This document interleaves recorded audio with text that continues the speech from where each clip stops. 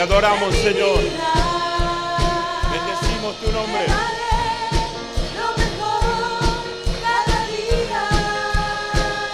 Mi alma te bendice, Señor Jesús. Será mucho más que una canción.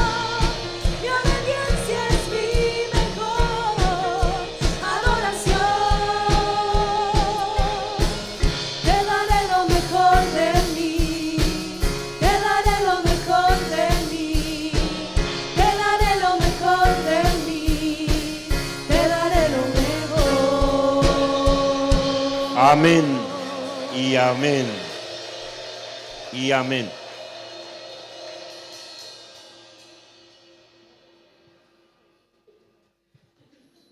La hace larga el flaco, ¿vio? Chucu, chucu, chucu, chucu, chucu, chucu, chucu, chucu, chucu, chucu. Bueno, vamos a abrir la Biblia en el libro de Efesios, capítulo 3. No sé cuántos de los que están acá alguna vez juntaron figuritas. ¿Quién juntó figuritas? ¿Todos juntaron figuritas? ¿Vos cuál juntabas? ¿Qué? De frutillita. ¿Y qué quiere que...? De los rugby no va a ser, ¿no? Frutillita. Bueno, nosotros como chicos era el árbol de fútbol, ¿sí? Y sabes, yo ya había juntado con mi hermano, habíamos completado el árbol de figuritas, pero dentro de ese álbum había de ciertos animalitos también. Bueno, ya está, papá, ¿qué nos va a felicitar? ¿Qué? Dale un chocolate. Escuchen. ¿Nos sentamos? Ok. Es la palabra. Basta de saludo. Pégale al flaco un chirlo ahí. Dentro del álbum de la figurita había, no solo era de fútbol, había de automovilismo, qué sé yo qué cosa, y había una parte donde eran de algunos animalitos o insectos, etc. Y nosotros ya teníamos con mi hermano juntada todo el álbum. Todo el álbum. Y comprábamos, no sé, de a 10 paquetitos de figuritas y siempre salían las repetidas y ufa, ¿no? Y nos dimos cuenta que la figurita más difícil era la hormiga negra. Decirle al de lado, la hormiga negra. Entonces comprábamos la figurita, compramos los paquetitos, pero seguía faltando la hormiga negra. Y creo, no quiero asegurar, ya mi hermano está con el Señor, no le quiero cargar más culpa. Creo que mi hermano se descuidó a alguien y le sacó el de la figurita, la hormiga negra. Y la idea era que teníamos que ir con el álbum lleno de figuritas al kiosco porque nos daban una pelota de fútbol. Así que gracias a mi hermano, completamos el álbum y tuvimos la figurita. Usted se ríe como comienzo el mensaje, ¿no? ¿A dónde vamos a ir a parar si se apaga Valderrama? Decía el chaqueño para vecino. Escuche. Ay, Jesús, espere que me acomodo. En la Biblia es como ese álbum de figuritas. Dios tiene un plan y a medida que fueron pasando los tiempos y a medida que fueron pasando los años, ese álbum, vamos a tomarlo así, como de figurita, se fue llenando. Primero apareció Noé, después aparecieron los hijos de Noé, después apareció Abraham para seguir ampliando el álbum de figuritas, después apareció Isaac, donde el Señor le dice a Abraham, en Isaac te será llamada descendencia. Después apareció David por ahí, empezaron a aparecer los profetas y el álbum se empezó a llenar y todo esto era relacionado con el futuro, el presente y con el futuro de Israel. O sea, Dios estaba edificando su pueblo. Israel fue tomado como pueblo, como nación, y Dios se constituye como el Señor de ellos. Por esa razón aparece Moisés ahí en el álbum y Dios hace cosas impresionantes con Moisés, donde Moisés saca a su pueblo, y usted ya conoce la historia, donde de repente empieza a haber plagas en Israel, donde Dios se muestra con poder, donde cae granizo. Trate de relacionarlo, de pensarlo. Granizo, hielo, mezclado con fuego. ¿Cómo lo entiende? Hielo con fuego, ¿no? Langostas, bultos que le aparecen en los cuerpos, y usted ve la mano de Dios que se levanta contra Faraón. La figura es Faraón, la figura es Satanás, el opositor. Y el álbum se va completando con victorias, con manifestaciones poderosas. Salen de cautiverio, cruzan el desierto, enfrentan el mar que se abre, y el álbum se va llenando de historias maravillosas. Aparecen los profetas, aparece Elías por ahí, donde Israel pasa un tiempo sobrenatural, porque las cosas que hace Dios por medio de Elías son impresionantes, y el cuadro se va llenando, y aparece la figura de Eliseo, que hace doble cosas que hacía Elías, porque le pidió una doble unción, y Dios le dio la doble unción. Entonces Eliseo se movía en otra dimensión espiritual superior a la que se movía Elías, todo para manifestar al mundo que Israel tenía un Dios, y ese Dios era Jehová, Dios de los ejércitos. ¿Cuántos dicen amén a eso? Que Israel sí tenía a Dios, y esa presencia se manifestaba todo el tiempo, y Dios se hacía real. Había una nube que los cuidaba de día, una columna de fuego que los cuidaba y los calentaba de noche, y Dios se seguía manifestando, y el álbum se iba llenando. Aparece el rey David, aparece el rey Saúl, aparecen otros profetas, empieza Isaías, la temporada de Jeremías. El último libro que se escribe, no es Malaquías, el último libro es Jeremías, ¿no? Se va completando la figura, y el último libro del Antiguo Testamento es Jeremías. Jeremías tiene una tristeza profunda. A Jeremías se completa una gran parte. Isaías viene a ser como la parte de los evangelios, la parte dinámica. Isaías es como la parte evangelística. El profeta Isaías despliega el don como el don del evangelismo, como el evangelista. Se lo conoce a Isaías como el libro de evangelismo del Antiguo Testamento. Pero Jeremías es la figura pastoral. Jeremías es ese hombre que lleva la carga, que ve con tristeza el estado espiritual del pueblo, lleva una angustia en su corazón que lo supera. Y Jeremías no puede ser feliz en su tiempo, porque ve todo lo que está ocurriendo, y ve que no solo están ocurriendo cosas, sino que ellos no están reflexionando en lo que hacen. Están como ebrios, están como borrachos, no se dan cuenta que están atrayendo sobre sus vidas maldiciones, ¿no? Esto ya fue declarado cuando estaban en el desierto, donde estaban el monte Ebal y el Gerizim, donde en un monte estaba la maldición y en otro monte estaba la bendición, y hacían una oración, ¿no es cierto? Entonces estaban los dos montes donde hablaban también de los dos caminos, el camino de la vida y el camino de la muerte. Entonces, la tristeza que tenía Jeremías era por ver la condición del pueblo, por la angustia que le daba vivir en sus momentos. Llegó a llorar, se lo conocía como el profeta llorón, pero no era porque Jeremías lloraba porque era melancólico, sino tenía la capacidad de ver, y lo que veía le generaba tristeza. Es como que él veía que la gente iba hacia su propia destrucción, que no meditaban en aquellas cosas que estaban haciendo, y ellos decían, el mal no va a generar cosas buenas. Insistir en lo malo no va a traer cosas buenas. Hacer lo malo lo que va a hacer es traer cosas malas.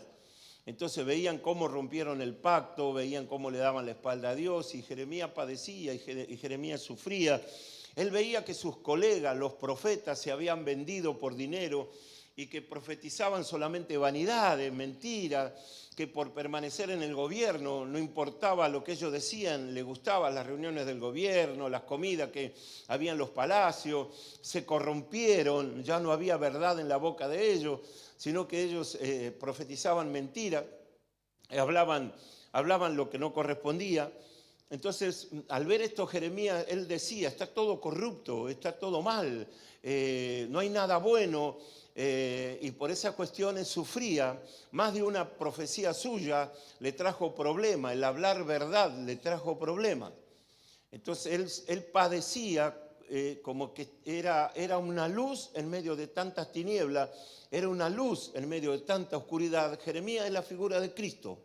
Que Cristo prevalece en un tiempo de corrupción. Cristo viene a alumbrar la oscuridad. Él mismo dice, yo soy la luz que ha venido a este mundo para alumbrar las tinieblas. Viene a reprender las tinieblas. Así que Jeremías era un profeta que asumió con total valor su ministerio. No se doblegó, no fue seducido por el poder, vivió en amargura, pero literalmente vivió en amargura de espíritu. Un hombre que ya no podía soportar más tristeza, ¿entiende? No podía soportar más angustia, no podía soportar más presiones. Inclusive Dios lo pone como ejemplo. De repente le dice a Jeremías en el peor momento, cuando ya venían a conquistar a Israel, venía a llevarlo en cautiverio, era como, si usted lo ve fríamente, Jeremías está estafando, está haciendo una estafa, porque en medio de la crisis de aquellos años, Dios le ordena a Jeremías que compre tierras. Claro, la tierra había perdido valor porque venía el enemigo.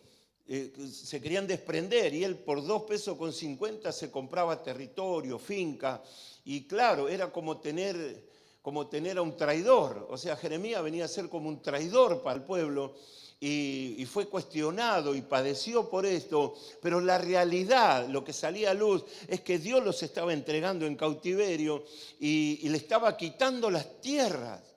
¿No? Como que la figura era, así como él se queda con estas tierras, así viene el enemigo a quedarse con todo el tesoro de Israel por sus malas conductas. Entonces, todo tenía que ver con algo de Dios.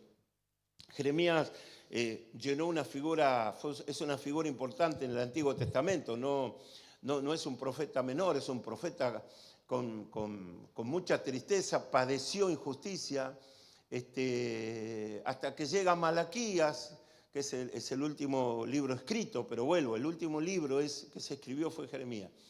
Después aparecen los evangelios, aparecen figuras como José, como María, aparecen figuras importantes en Israel, aparecen los sacerdotes, Anás, Caifás, y se va llenando el tablero, aparece Cristo como figura importante en la escritura, luego aparecen todos los discípulos y se va llenando el álbum de figuritas, pero faltaba una.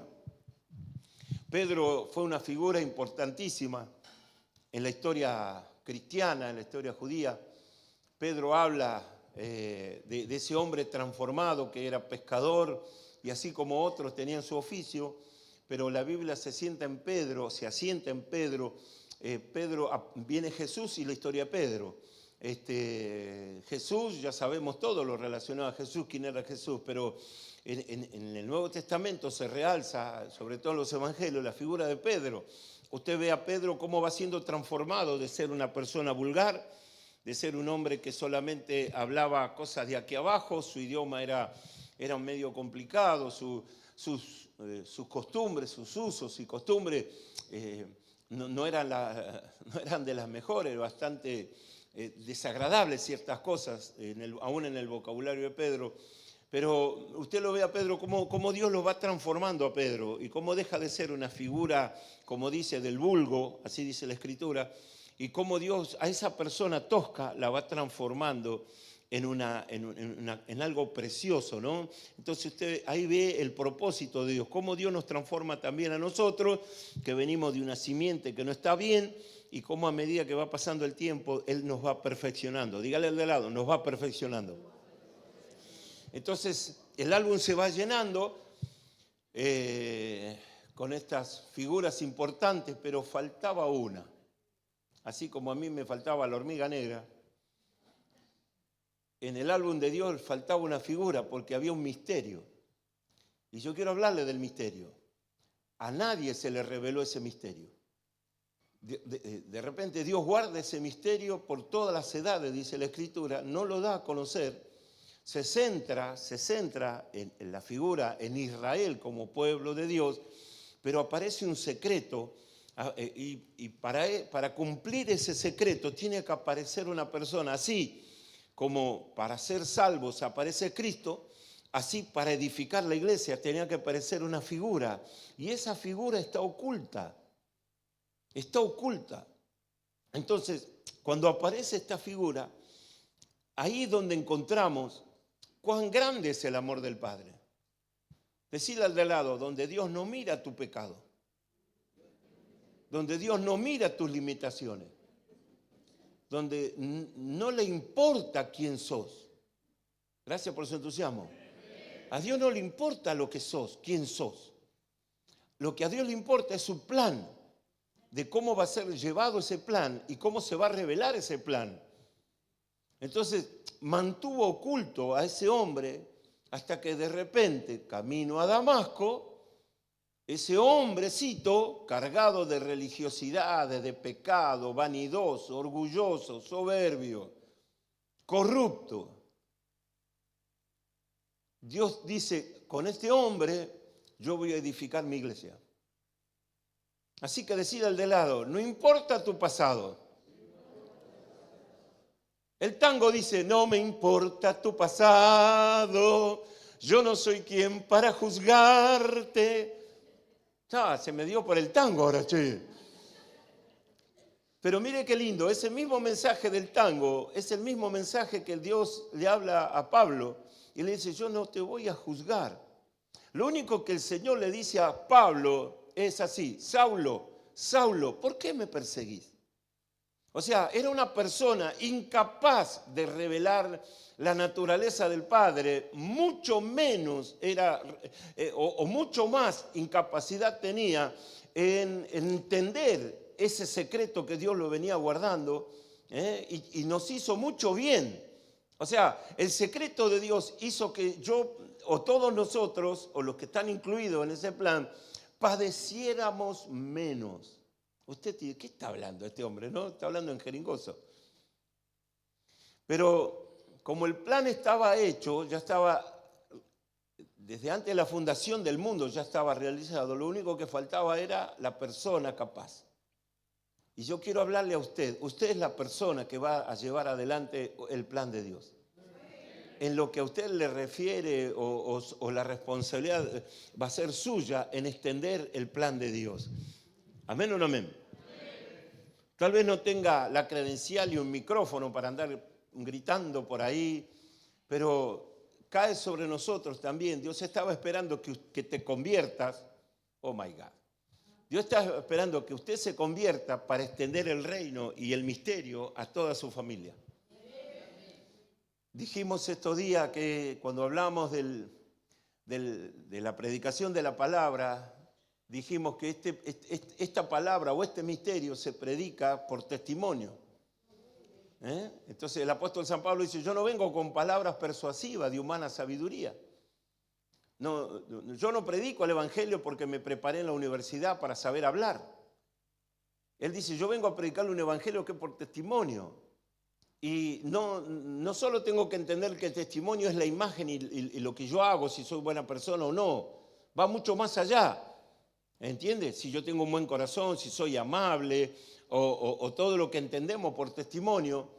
La palabra dice que se predica con testimonio es que después de haber creído, decir al de al lado, después de haber creído hace tantos años, ¿cómo manifestás a Dios en tu vida? Ese es el testimonio. ¿Qué vas a hacer con Dios? ¿Qué hiciste con el Señor durante tantos años? ¿Qué es lo que creaste? ¿Qué levantaste? ¿Qué formaste? ¿Qué conquistaste? ¿Cuáles son tus logros? Ese es el testimonio.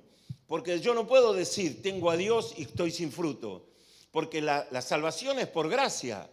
Pero la fe sin obras es muerta. Si yo no actúo, si no tengo frutos, si no tengo obras, eso que yo estoy predicando, eso que yo estoy diciendo, ¿qué cosa es? ¿Es una verdad o una mentira? Es una mentira, porque si es una verdad, esa verdad tiene fruto en mí. Pero como mi fe no me da para tener fruto, para mostrarlo a Dios en la sociedad, para mostrarlo a Dios en mi familia, para mostrarlo a Dios en lo que hago, el no tener fruto es no tengo fe. Y si yo no tengo fe es porque no puedo creer en Él. Si no puedo creer en Él es porque yo no oí las Escrituras o no leí las Escrituras.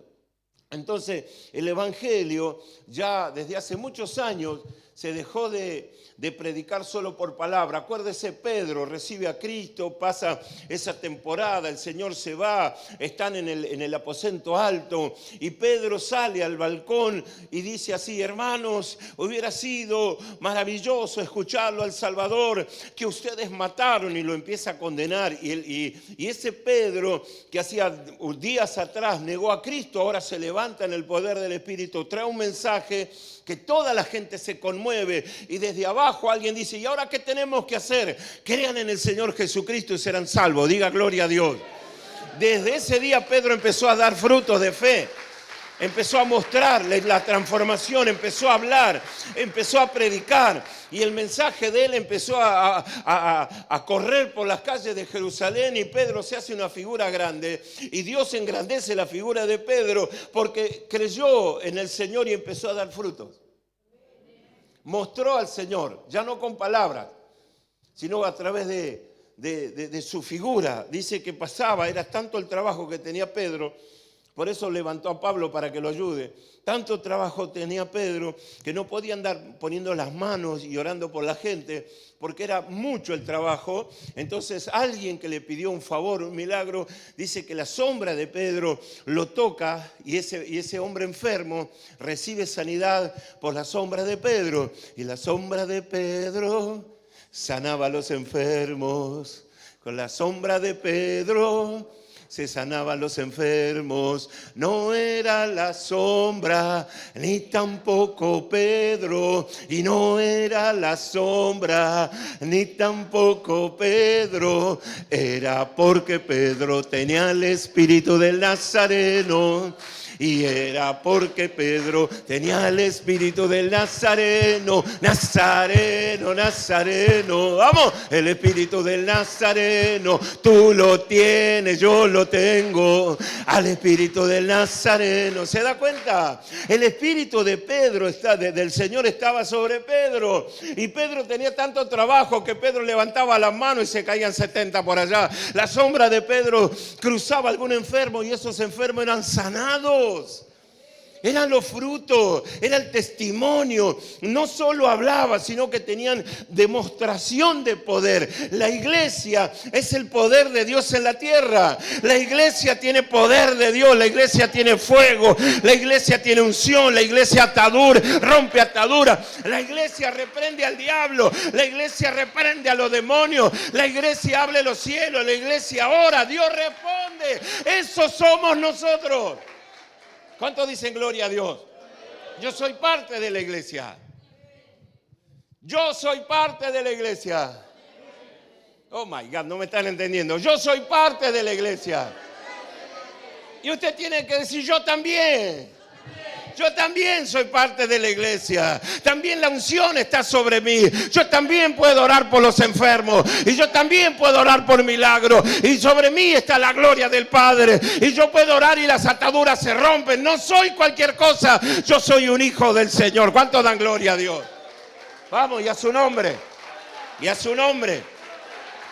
Ahora, Pedro es la figura de poder. Pero ahora faltaba la figura del conocimiento. Ahora faltaba el teólogo. Ahora faltaba quien iba a afirmar la doctrina.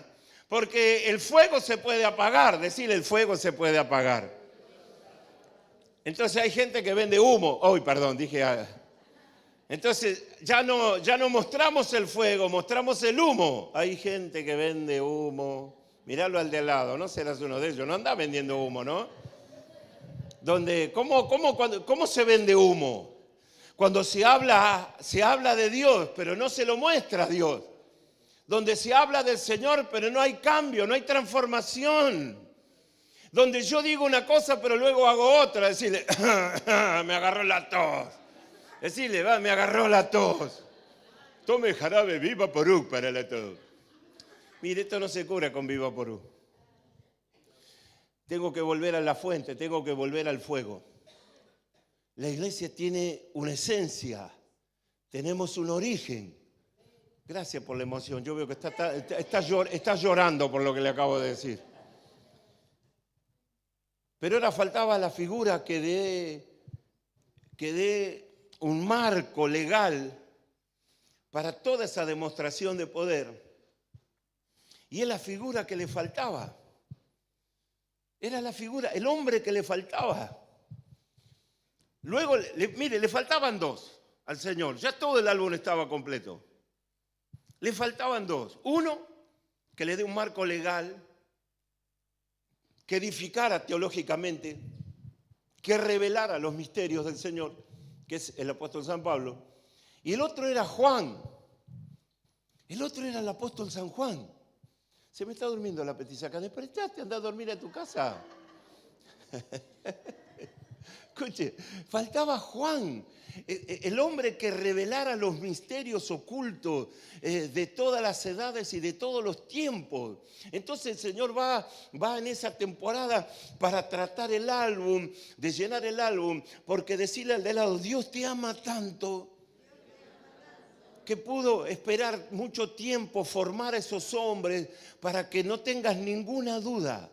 Decirle, el deseo de Dios es que no tengas ni una sombra de duda con respecto a Él y a su propósito. Ayer dijimos, Sennacherib se vio rodeado de Nabucodonosor, y ¿qué hace el rey? Mandó a Fabio Pérez y a Martín a hablar con Jeremías, a ver qué onda, a ver qué dice el profeta. Dice, quizás el profeta tenga alguna palabra maravillosa y podamos ver los milagros de Dios. Y Sennacherib sabía que no estaba haciendo nada bueno para recibir el favor ni la misericordia del Padre, por eso usa la palabra quizás.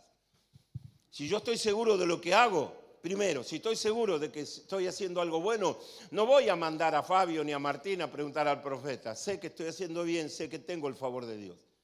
Ahora, cuando yo no estoy seguro de lo que estoy haciendo, o no sé si lo que hago le agrada a Dios, voy a mandar un ejército a preguntarle al profeta, che, mirá, ¿puedo contar con vos? Señor, ¿puedo preguntarte algo? El enemigo está en la puerta, ¿no vas a favorecer? Y el Señor dice, no, yo estoy contra ustedes. O sea, no era Nabucodonosor. Sedequías tenía un problema y el problema lo tenía con Dios. Decirle al de lado, no será tu caso, ¿no? No estarás vendiendo humo.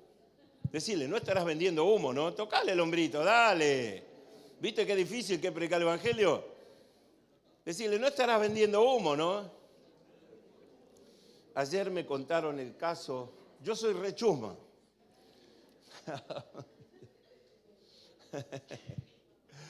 Ayer me contaron el caso de algo que sucedió con alguien que es creyente y cómo se relacionó con otra persona que es creyente, y fue algo horrible. Lo que salía de la boca de esa persona que dice que es creyente y lo que le dice a otra persona creyente es algo horrible. Eso se llama vender humo. Yo no puedo decir soy cristiano y después tengo esas actitudes horribles contra un hermano o contra un familiar, peor aún.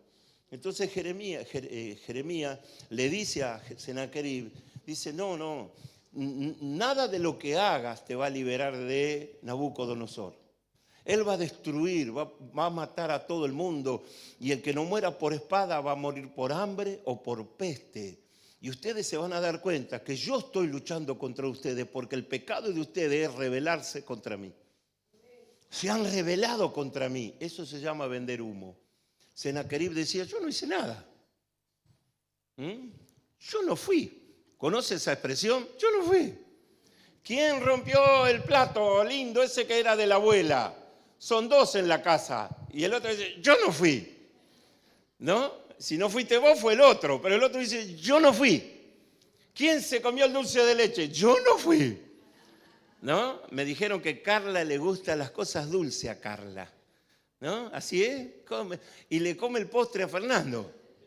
Y cuando no está el flan con dulce de leche, Fernando dice, ¿quién se me comió mi flan? Yo no fui, dice Carla. Y está con todo el dulce de leche acá. ¿Conoce gente que dice, yo no fui? Bueno, Sennacherib dijo, yo no fui. Eso se llama vender humo. ¿Entiende? Entonces, cuando volvemos a la historia ya de que le estoy contando, ya estaba todo Pedro, ya estaba Pedro, la figura de poder, las cosas maravillosas que hacía Pedro. Pedro en una tarde dice, como que se fue a la terraza y se hizo el espiritual y empezó a adorar, ¿viste? Empezó, aleluya, gloria a Dios. Y de repente en esa cuestión Dios le muestra un sueño donde ve un lienzo como una sábana grande y tenía un hambre, Pedro. Es más, Pedro fue a la terraza a orar porque se moría de hambre. Dice, qué gana de comerme unos huevos fritos que tengo. Qué gana de comerme un churrasco con ensalada. Ahora los ravioles, ¿no? Ahora nos esperan los ravioles, los fideos. Nada, mate cocido tomo mi icono por ahí. Bueno, ese es otro mensaje. Del hambre que tenía Pedro, se subió a la terraza a orar. Y en ese momento que él está orando, porque las tripas le hacían ruido, aparece un lienzo y el Señor le dice, mata y come. Y Pedro que dice, yo no voy a poner mis manos en cosas inmundas. O sea, tenía una falsa espiritualidad. Era Dios que le decía, mata y come, y él decía, no, 3 veces, hasta que el Señor lo reprendió. Lo que le estaba diciendo el Señor no era que coma, no estaba hablando de milanesa. El otro día fuimos a comer unas milanesas y nos hicieron una milanesa. No estaba hablando de eso. Estaba hablando del pueblo gentil. Y Pedro no quería saber nada con el pueblo gentil. Era hipócrita Pedro. Entonces, él se reunía con los gentiles de noche, en lugares separados, donde nadie lo viera. Y en esos momentos donde él estaba oculto, donde nadie lo veía, él se mostraba amable con el gentil, pero públicamente era el desprecio. Por eso Pablo lo confronta, Pablo lo reta a Pedro y lo llama hipócrita. Y dice que se gritan cara a cara, así enfrentados los dos. Imagínense en la mesa de un bar, los dos cara a cara, moviendo la mano, uno reclamándole al otro y el otro reclamándole al otro así, hipócrita, mentiroso. Mire, yo no creo en el evangelio si veo esas cosas. Los dos estaban vendiendo humo. De repente, ahí se realza, en esa discusión se realza la figura de Pablo, porque Pedro dice de Pablo, es que este habla tan difícil que yo no lo entiendo. ¿Entiende? Claro, porque se estaba depurando. Él era medio bestia, como yo, 333, le decía 333, le decía medio bestia, le decían a Pedro. Y a mí también, 333, el pastor es medio bestia. Escuchen, Pedro en esa discusión descubre que el vocabulario de Pablo lo supera, que la teología de Pablo lo supera. Luego entiende eso, luego se disculpan los dos. Gloria a Dios por aquellos que se disculpan. ¿Conoce gente que se disculpa? El orgulloso no se disculpa. El que comete un error y orgulloso no pide perdón ni pide disculpa, pero el humilde, ese pide disculpa, perdón, me equivoqué, lo entendí mal, no lo entendí, pide disculpa. Así que Pedro, entre ellos luego se arregla. Quedó horrible esa discusión. De hecho, esa discusión está escrita en la Biblia. Pero también luego se disculpan. No está mal disculparse.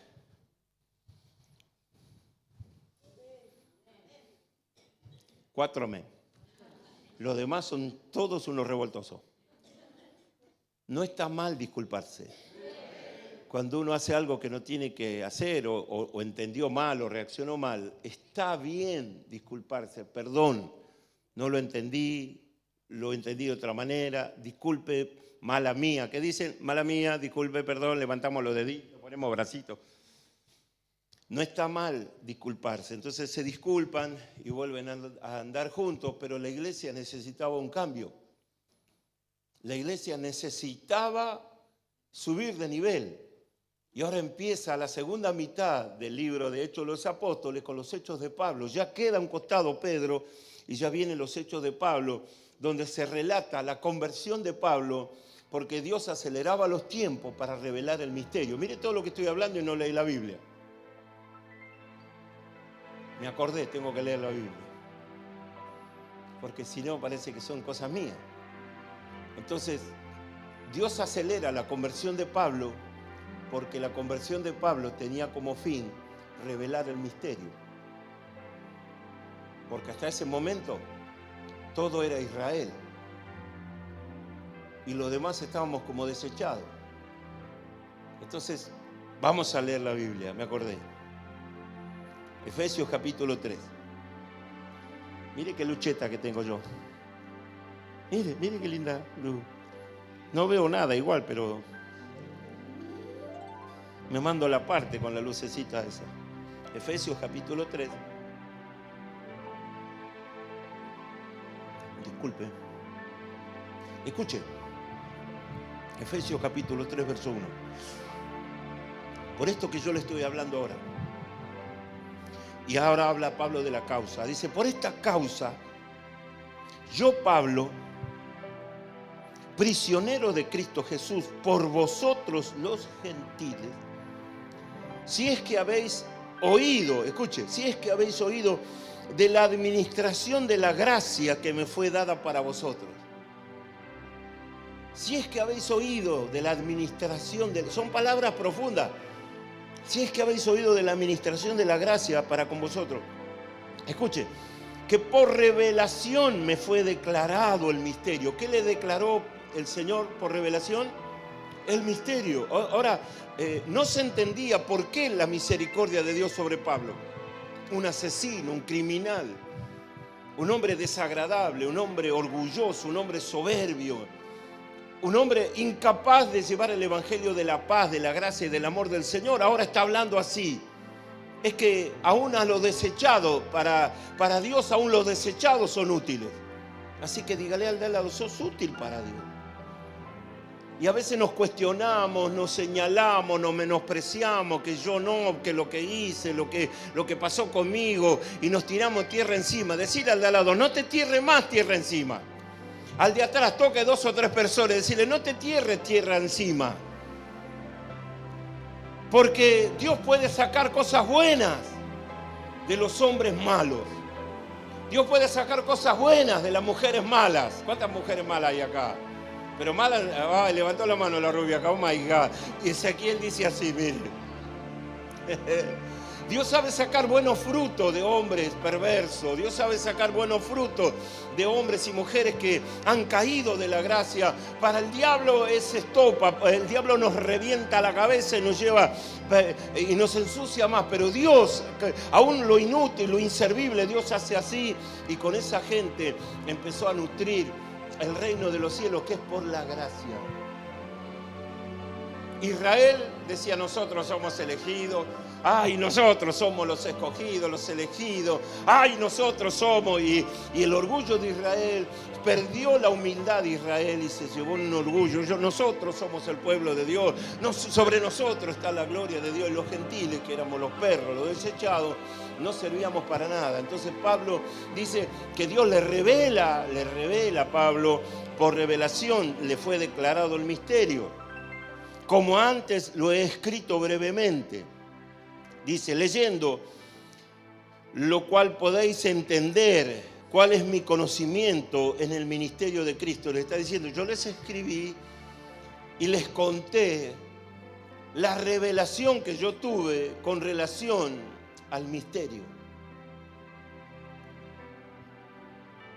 Misterio que en otras generaciones no se dio a conocer a los hijos de los hombres. El misterio estaba guardado, el misterio estaba escondido porque no había la figura que lleve adelante ese misterio. No estaba la persona preparada. Como no estaba la persona, no se podía revelar el misterio. ¿No? Esto es un poquito, es lo que pasó en el cielo cuando el que está sentado en el trono tiene el libro en la mano y hay un anuncio, dice, ¿quién es digno de abrir los sellos?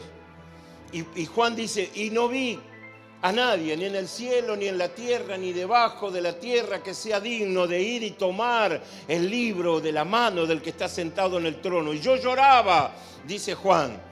Y el ángel me dijo, no llores, porque el león de la tribu de Judá ha vencido, y él es digno de mirar y de desatar y de tomar el libro de los sellos. No había nadie, solo Jesús podía tomar del Padre el libro donde se desataban los sellos que iban a traer angustia a la tierra. Solo Dios tenía el libro y solo Jesús pudo tomarlo. Bueno, acá es lo mismo. Nadie podía entender, nadie era capaz de entender y de amar ese misterio, porque, escuche, nosotros tenemos nuestras cosas. Somos un poco reacios muchas veces. Pero Dios necesitaba un hombre que no sea prejuicioso. Y el problema acá es el prejuicio. Pregúntale al de atrás, al de adelante, ¿qué grado de prejuicios tenés? Ay, yo no como morcilla porque dice la Biblia, pero es más chismoso que la leodelina.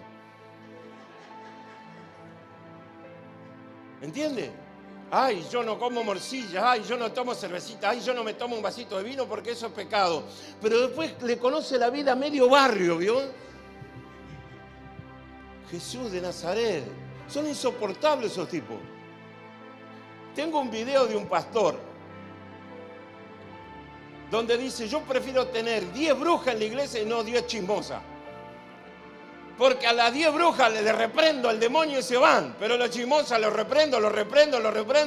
Y el chismoso sigue siendo chismoso. Entonces, el misterio tiene que ver con la persona. Ejemplo. Podemos hablar de nosotros. O podemos hablar en términos generales sobre esto. Encontré a una persona, una oportunidad, y hablé con él, y digo, ¿qué está haciendo por acá? Sí, yo tengo la iglesia acá cerquita, dice, abro acá, dice, voy a probar lo que es la zona, y abrí la iglesia acá. Y yo quedé helado. ¿Cómo que abriste la iglesia para probar si la zona? ¿Cómo que yo pruebo el guiso de lenteja, pruebo la sopa, me meto el dedo del dulce de leche y lo pruebo? Pero ¿cómo voy a probar? Entonces entiendo que las congregaciones se abren por revelación de Dios, por la orden de Dios. Entonces nuestra casa, esta iglesia, tiene un origen. Está sentada sobre una verdad. Yo no quería abrir iglesia. Yo era fenómeno. Iba por las iglesias, predicaba, armaba esos revuelos en la iglesia, tiraba 10 por acá, 20 por allá, milagro por acá, y después me iba.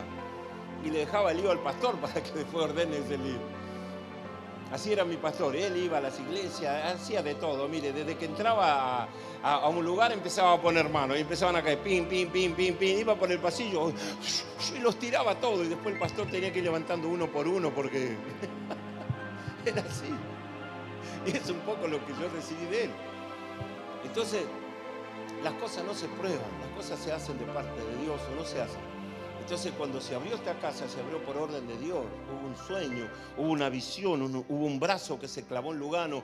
Estuvimos orando por ello, y cuando tuvimos la confirmación de que esto era así, yo como pastor fui a todos los pastores del barrio, les hablé y les dije que por orden de Dios íbamos a venir a abrir una iglesia acá. Yo no entré por la ventana en Lugano. No saqué gente de las iglesias, no hablé mal del pastor aquel para que vengan acá. Nosotros abrimos la iglesia con gente nueva, con gente de la Torre 2, y así se edificó esta casa por la visión, por la orden de Dios, y todo lo que hemos logrado, lo hemos logrado porque era la voluntad de Dios que eso sea así. Y la iglesia se estableció, creció, se desarrolló, y hoy estamos acá cumpliendo 25 años. Entonces, cuando está la visión, está la provisión.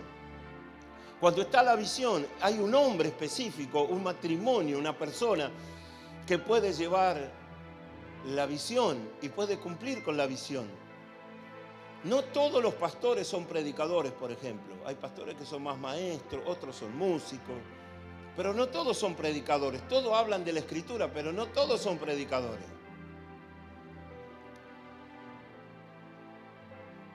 No todos están llamados pastorear. No todos tienen la pasión para abrir una congregación, porque hay que luchar con muchísimas cosas que quitan el ánimo realmente. Entonces, estaba la visión. ¿Cuál era la visión? Llegar al pueblo gentil. ¿Con quién iba a llegar Dios al pueblo gentil? ¿Con Pedro? Que se portaba de una manera en lo privado y se portaba de otra manera en lo público. Por eso levanta a Pablo para llamarle. Pablo lo reta a Pedro. Entonces queda expuesto que Pablo es la figura que le faltaba a Dios para llegar al pueblo gentil. Pablo, decirle al de lado, no tenía prejuicios. Decirle, Pablo no tenía prejuicios. Y muchas veces, muchos líderes fallan por el prejuicio. Ese es un lugar horrible. Yo jamás iría ahí. Pero Dios tiene a alguien para que predique o levante una congregación en ese lugar. Muchos están llenos de prejuicios. Pablo no tenía prejuicios. Sí los tenía, pero uno a uno el Señor fue rompiendo los prejuicios de Pablo. Quitaba un prejuicio y ponía en ese lugar amor por las almas. Sacaba prejuicio y ponía amor por las personas. Y Pablo es el resultado del proceso de Dios. Entonces dice él que en otro tiempo no se los dio a conocer, dice a los hijos de los hombres, como ahora es revelado a sus santos apóstoles y profetas por medio del Espíritu. O sea, ya era la hora de que naciera o se diera a luz el misterio. Ahora Dios empezó a hablar a distintos apóstoles, Dios empezó a hablar a distintos profetas, donde Él es el primero y donde dice, a Dios también le interesa el pueblo gentil. Dios, decirle al de lado, Dios no desecha a nadie. Dios no tiene prejuicio. Decirle además, lo que pasó con tu vida ya está terminado, ya el libro se cerró. Ya no hay condenación, decirle, ya no hay condenación. Tu mente tiene que estar tranquila, tu conciencia tiene que estar tranquila, porque ya fueron juzgadas tus obras. Decirle, vamos, ya fueron juzgadas tus obras. Todos nuestros pecados ya fueron juzgados. Cristo los liberó en la cruz. Él pagó el precio con su sangre, murió en obediencia por mi desobediencia, Él muere por obediencia.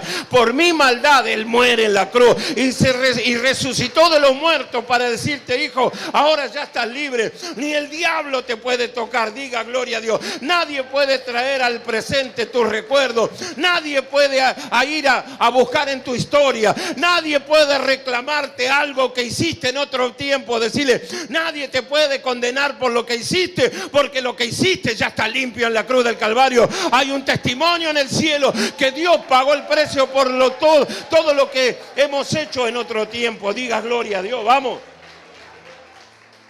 Y esto es tan importante que para el pueblo judío, para que los pecados sean perdonados, tenían que matar una víctima.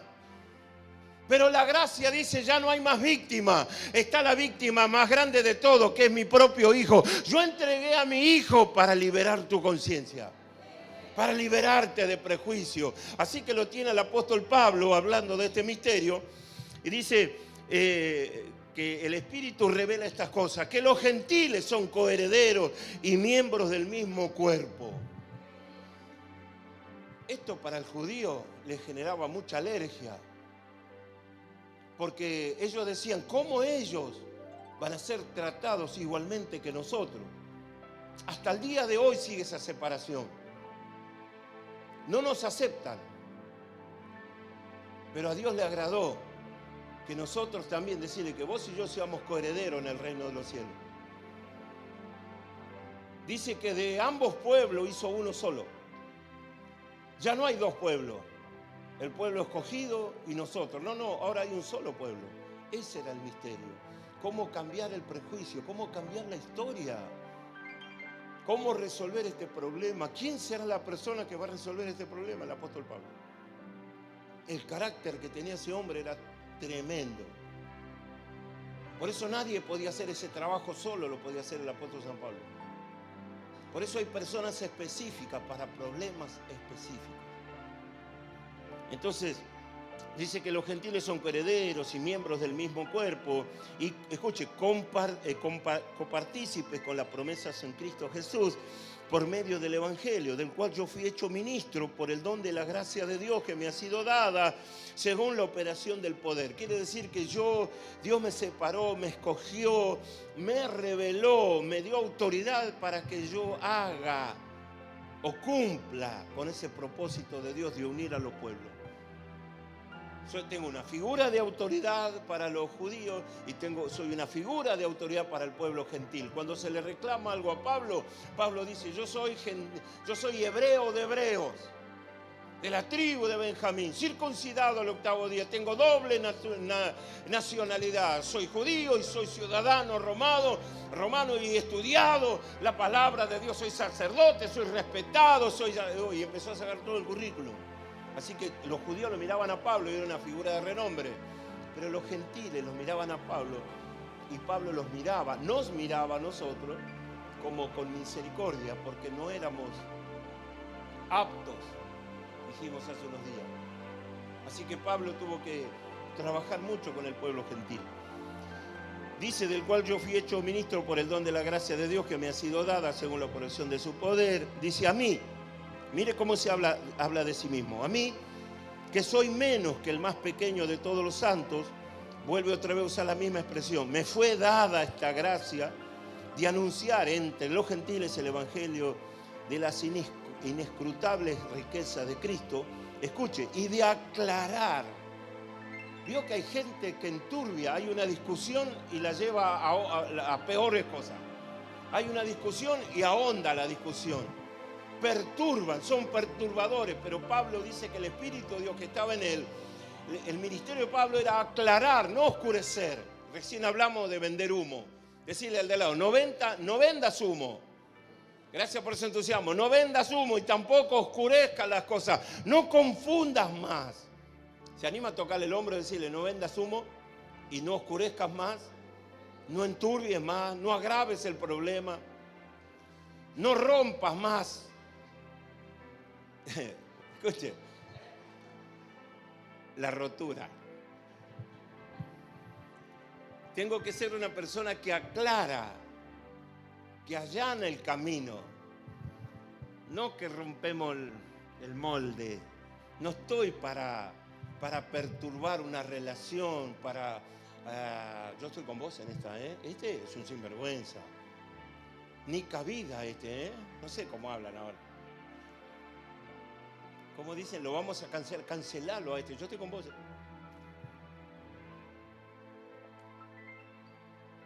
No estamos para confundir. Estamos para unir a dos personas que están desunidas. Dios nos llama para unir, para cruzar puentes, para ayudar a superar crisis a alguien que está pasándola mal, un matrimonio, a una familia, a hermanos, con amigos. A unir puentes. Entonces dice, y aclarar a todos cuál sea la dispensación del misterio escondido. Escuche, desde los siglos en Dios, que creó todas las cosas para que la multiforme sabiduría de Dios sea ahora dada a conocer por medio de la iglesia, escuche, a los principados y potestades en los lugares celestiales, conforme al propósito eterno que hizo Cristo Jesús nuestro Señor, en quien tenemos seguridad y acceso con confianza por medio de la fe en Él. Por lo cual pido que no desmayéis a causa de mis tribulaciones por vosotros, los cuales son vuestra gloria. Me quedo acá.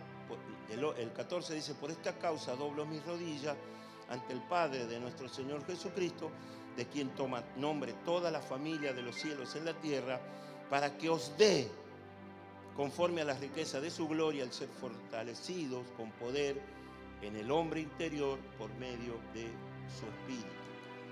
Escuchen, ya está, nos fuimos. ¿Qué es lo que cierra el mensaje?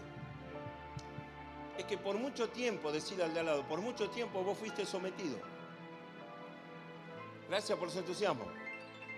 Por mucho tiempo el diablo te sometió, te esclavizó, no te dejó levantar la mirada, te llenó de prejuicios, Por muchos años el diablo te dijo que no ibas a poder lograr nada. Te mantuvo esclavo, chiquitito, atado. No te dejó disfrutar. Te dijo que no podías hacer nada contra él. Te mintió. Y hemos creído la mentira por muchos años hasta que Cristo vino y nos liberó. Entonces nuestros problemas tenían solución y la solución era Cristo. Por muchos años yo viví sometido a las tinieblas pensando que no podía liberarme de esas cosas, de lo cual creí. Y por esa razón visitaba a los curanderos, por esa razón me ponía un cosito rojo acá, por esa razón tenía un santo, por esa razón tenía un crucifijo, por esa razón buscaba una cobertura. Porque era tan fuerte las cosas con las cuales yo peleaba que tenía que asirme, aferrarme de cosas místicas para tranquilizar mi mente, pero no para resolver el problema. Iba a los brujos, me tiraban las cartas, iba a lugares donde me leían la mano, a ver cómo iba a ser la cosa, a ver si tenía suerte. ¿Entiende? Entonces, todo eso era parte del gran problema, porque el diablo me mentía y me decía que no iba a poder solucionar mi problema. Y el hombre, la humanidad, por años y por años y por años, fue viviendo y siendo sometida en esta gran mentira. Hasta que un día le hablaron del Señor, te hablaron del Señor, y las cadenas que me ataban rotas están por el Señor. Las cadenas que me ataban rotas están por el Señor. Y mi copa llena está, llena está. Y mi copa llena está, llena está. Del aceite que desciende desde el trono celestial. Y mi copa, no, escuche, tenía solución mi problema. Lo que pasa es que la solución estaba escondida. No la veía, mis padres no me la enseñaron, porque también mis abuelos no le enseñaron a ellos. Ellos vivían sometidos, y como vivían sometidos me enseñaron a mí que yo tenía que vivir sometido, que no podía levantar mi mirada contra seres espirituales, que no podía tener autoridad sobre ellos, y que si nací pobre iba a morir pobre, y si nací bruto iba a morir bruto.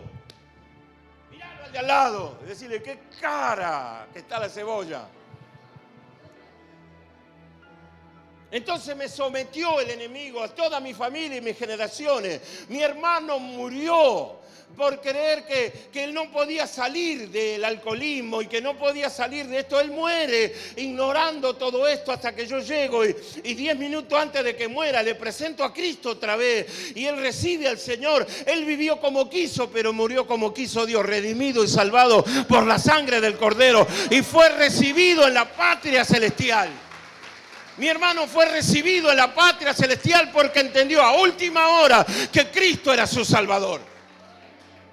¿Entiende? Pero vivió sometido. Vivió sin poder liberarse de la carga. ¿Quiere que le cuente algo? Mi mamá, yo se lo conté 100 veces, o sea, no hay ningún misterio en esto. Mi tío tenía un problema de alcohol. Toda la zona norte, de Santiago para arriba, el problema es el alcoholismo.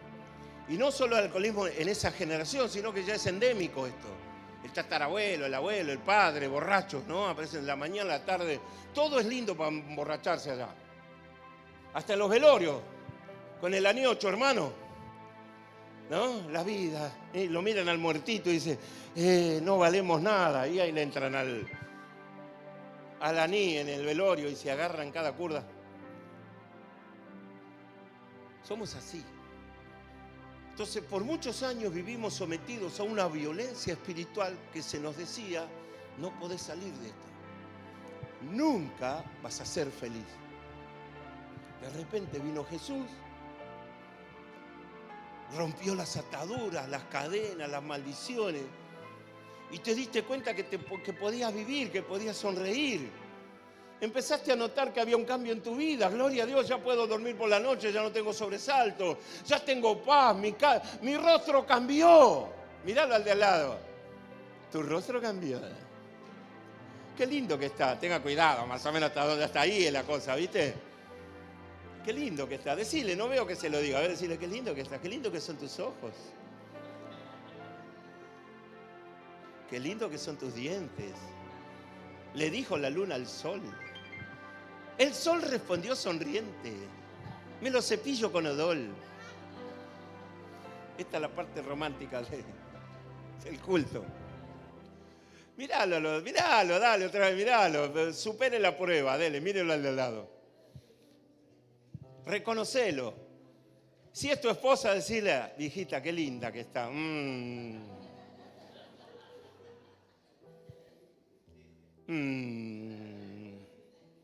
¿Sabe cómo termina todo esto, no? Bueno, déjame. Hasta que un día se nos abrió la mente y entendimos que habíamos estado sometidos a una mentira. A los elefantes se les ata una soguita, desde que son chiquititos, clavan un fierro en la tierra y con una soguita le atan la pata al elefante. Como es chiquitito el elefantito, no puede liberarse de la soga. Y así lo tienen por años hasta que se hace grande el elefante. Y él sabe que no puede liberar su patita. Entonces pesa como 500.000 kilos el elefante, gordo, así como, bueno, mejor no digo como que, gordo, grandote, que fácilmente hace así y rompe la soga. Pero él sabe que él tiene ya en su memoria, grabado en su memoria, que no puede liberarse de la soga porque él ya está esclavizado. Él sabe que no puede romper la soga, pero la verdad es que sí, hace así y rompe la soga. Él se convenció que no puede romper la soga.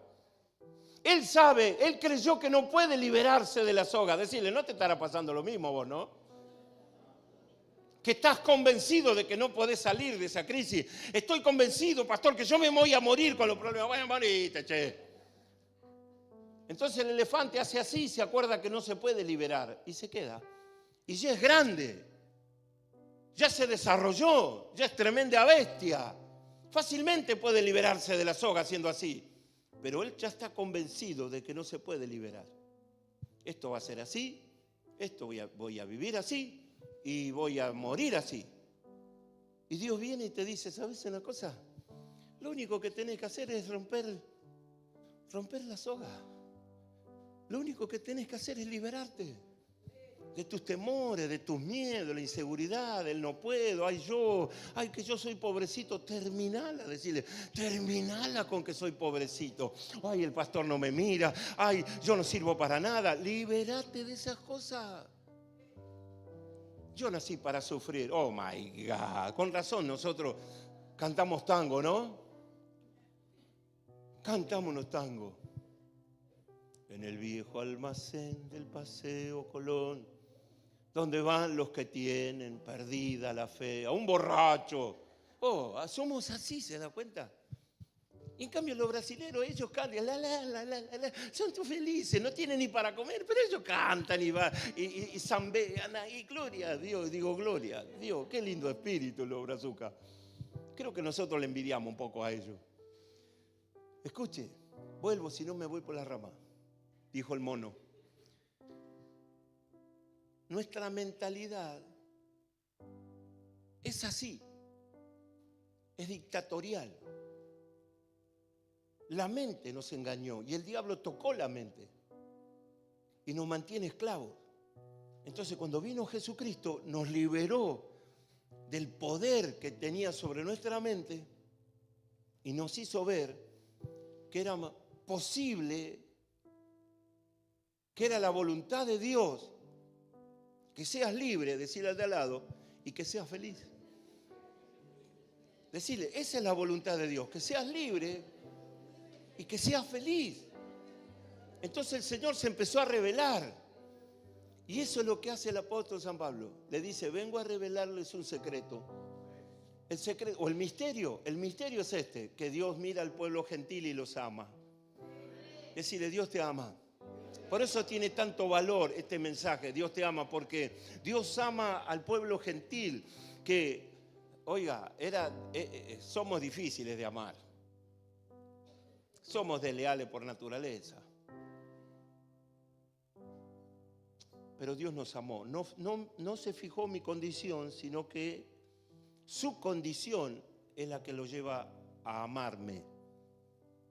No hay nada bueno en mí, pero su naturaleza es amarme a pesar de lo que soy. ¿Me está entendiendo? ¿Cuánto me están entendiendo? Entonces no solo me habla de eso, escuche, y ahora viene la parte importante, donde dice que se revela que vos, ¿a quién le estoy hablando? Ok, revela que vos ahora ya no estás bajo los pies de Satanás, sujeto al terrorismo diabólico, sino que ahora dice que Dios nos reveló la autoridad y el poder y que se nos dio autoridad sobre todo principado, potestades, demonios, cosas que antes nos sujetaban, demonios que nos mantenían esclavos. Ahora dice la Biblia que Dios nos dio poder por estar sobre ellos. Diga gloria a Dios, por favor. Me parece que se lo tengo que leer otra vez. Me parece que se lo tengo que leer otra vez. Escuche, se lo voy a leer otra vez para que ya no sea un aplauso que yo le pido, sino que sea un aplauso que nace del corazón. Y no solo aplauso, sino que también se pueda poner de pie, gritar, tirar los chicos al aire y todo eso. Escuche. Mire, para que la multiforme sabiduría de Dios sea ahora dada a conocer por medio de la iglesia. Oiga, la iglesia tiene poder para decirle a los principados, potestades en los lugares celestiales, que conforme al propósito eterno hizo en Cristo Jesús nuestro Señor, en quien tenemos seguridad y acceso de confianza por medio de la fe en Cristo Jesús. Ya no estoy sujeto a las tinieblas, ya no estoy sujeto al diablo, ya no tengo la soga atada en los pies, ya no estoy sujeto a la mentira. Ahora ya me rebelé, yo me rebelé. El evangelio me hizo rebelarme contra las potestades, contra los demonios, contra brujos, hechiceros. Yo soy libre por la sangre del Cordero. Dios te hizo libre. Tenés que salir de esta casa bendecido. La mente ya tiene que estar libre. La mente tiene que entender que ya no sos esclavo. Ya no soy esclavo. Ya no soy esclavo. No, ya no soy esclavo ni del pecado. Ya no soy esclavo de los demonios. Diga conmigo, yo fui. Más fuerte, yo fui esclavo del pecado, de los demonios. Ya no lo soy más. Soy libre, créalo, soy libre. Salga de esta casa de oración con la mente clara. Yo soy de Dios, yo soy del Señor. El Señor está conmigo, diga gloria a Dios. Abrazalo al que está a tu lado, decirle, tengo esta buena noticia. Somos libres del pecado. El Señor nos salvó, nos hizo libres de la esclavitud. Ahora soltalo, basta ya, dejá de colgarte del hombro, agarra otro ahora. Bendecilo, por favor. Todos tenemos que saber que si hubo un problema, Dios tiene 10 soluciones para un problema. Escuche, Dios tiene 10 soluciones para un problema. Dígale al Señor, Señor, llévate mis prejuicios. Vamos, llévate mis prejuicios. Te entrego mis prejuicios. No es lo que yo quiero, es lo que está escrito. Que la iglesia le da a conocer a los principados y potestades, donde la iglesia, usted y yo le decimos, ya no te pertenecemos más, ya nunca más. Ahora es Cristo por nosotros, esperanza de gloria. Ahora con confianza lo espero al Señor. Ahora con confianza espero su misericordia. Antes no merecía misericordia, ahora tengo misericordia. Y no solo misericordia, sino que el Padre me ama. El Padre me ama. Y te lo grito, el Padre me ama. Escuche, ningún pecado suyo, ningún pecado mío es superior al amor del Padre. El amor del Padre es muy alto, es muy profundo, es muy ancho, es superador. Por eso le servimos por amor. Por eso lo que hemos tenido un encuentro con el Señor. Sabemos que aunque pase lo que pase, el Señor está con nosotros siempre y cuando tengamos un corazón como el corazón de David. Un corazón sensible para Dios. Volverlo a abrazar, pero ya no a tu esposa, agarra a otro, por favor, te lo pido. Y consolá su corazón. Hay gente que está sola. Hay gente que está sola. Hay gente que está padeciendo. Hay gente que está sufriendo. Hay gente que necesita un abrazo sin otra intención que mostrar el amor del Padre. ¿Podemos cantar? Podemos cantar. Cantamos con la unción, con la unción, con la unción, con la unción. Con la unción, con la unción, con la unción. Abrace, bendiga, vamos, levántele la mano, decirle, estás en victoria. Viniste a la iglesia para estar en victoria. El Señor te dice, estoy en victoria, yo estoy en victoria, estoy en victoria. Vamos, grite, estoy en victoria. Sube. Necesito más fuerza, más fuerza. Hijo de Dios. Eso. Grítelo. La iglesia canta. Esclavo del temor. La iglesia canta. Yo soy hijo de Dios. Ya no soy esclavo. Diga, ya no soy esclavo. Esclavo del temor. Yo soy un hijo del Señor. Yo tengo esperanza. Tengo esperanza. Tengo esperanza. No soy cualquier cosa. Y ya no soy. Vamos. Esclavo del Oh, vamos. Yo soy hijo de Dios. Créelo. No tenemos temor, porque el perfecto amor echó fuera el temor.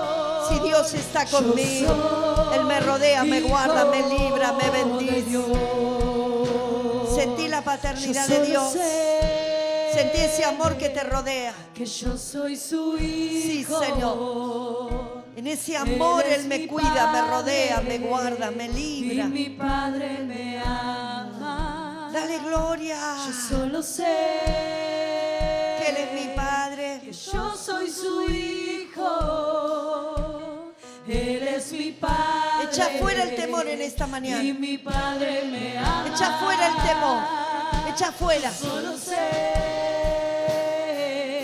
que yo soy su hijo. Que Él es mi Padre. Él es mi Padre. Mi Padre me ama. Y mi Padre me ama. Y ya no soy. Decláralo. Esclavo del temor. Decláralo con fe. Yo soy. Decilo con fe. Hijo. Apropiate de esa promesa.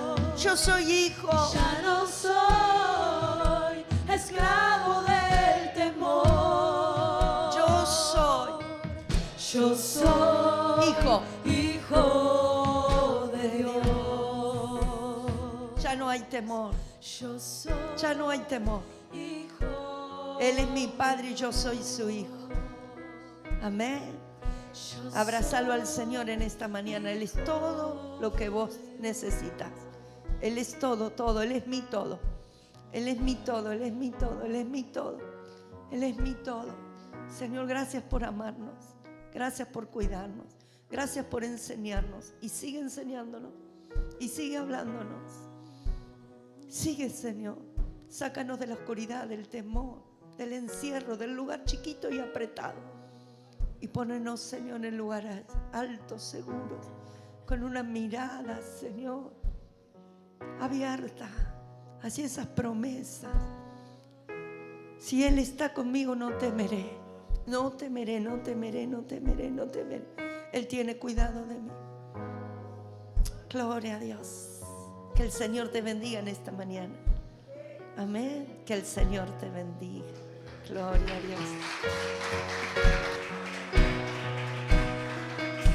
Y ya no soy esclavo del temor. Yo soy hijo de Dios. Y ya no soy esclavo del temor. Yo soy hijo de Dios. Yo solo sé que yo soy su hijo.